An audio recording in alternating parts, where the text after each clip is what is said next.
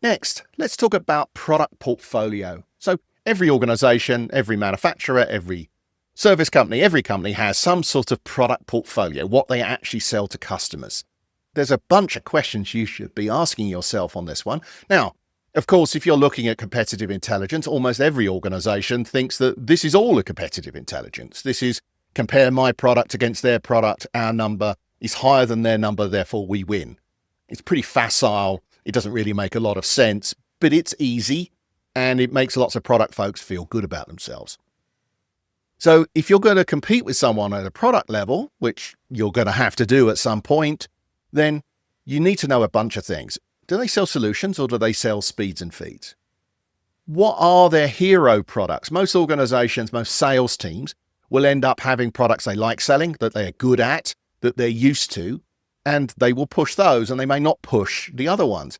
Going back 30 years, Pitchertel had a sales team that was paid on commission and made 10 times more commission selling Pitchertel Concords than they did Swift sites. As a result, they sold Pitchertel Concords right until the point where no one wanted to spend $100,000 on a device. So knowing and understanding the product portfolio, where it fits, where their product fits relative to yours is very important. Also, how do they define success? So what I mean by this is, do they actually define success themselves, or does your organization do it, or are you simply a counter? I'll give you an example. So an organization may have a really powerful pitch, and your response might be, we're just like them, but we're 20% cheaper. So you don't really have your own story. You have their story, but you do a better job of telling their story effectively. I would recommend that every organization has its own set of success criteria, because if I can define the success criteria, I can win any battle. I can beat anybody at anything if I get to set the rules. So you need to know first what rules they're playing by, because it's pretty hard to beat someone if you don't understand what rules they're playing by. And it's really easy if you define the roles and the rules. This might sound a bit funny. So when it comes to product portfolio, does the competitor sell a product or do they sell a portfolio of products? One of the ways to think about this is, let's use car manufacturers as a pretty simple, universal example. BMW make a range of cars. Toyota make a much, much larger range of cars.